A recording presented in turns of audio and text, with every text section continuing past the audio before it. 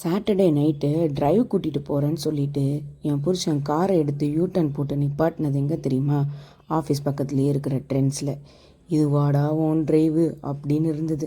மேலே என் கீழேயும் ஏறி இறங்கி சுற்றி பார்த்துட்டு லாஸ்ட்டில் டிஷர்ட்டு பேண்ட்லாம் ஆஃபரில் போட்டிருக்கான்னு ஐயா அவருக்கு 2 டிஷர்ட்டும் ஒரு 2 பேண்ட்டும் எடுத்துகிட்டு வா போகலாமா அப்படின்னு கேட்டான். இருடை வா வரேன் இரு, நமக்கு ட்ரெஸ் ஏதாவது இருக்கா பார்க்கலான்னு நானும் மேலே என் கீழேயும் ஏறி இறங்கி பார்த்தேங்க. பெருசாக ஒன்றும் இல்லை, ஏதோ கிளியரன்ஸ் சேல் போட்டிருக்காங்க. ஒரே ஒரு டாப் மட்டும்தான் எனக்கு கிடச்சிச்சு. சரி பில்லை போட்டு கிளம்பலாம் அப்படின்ட்டு கிளம்பிட்டோம்.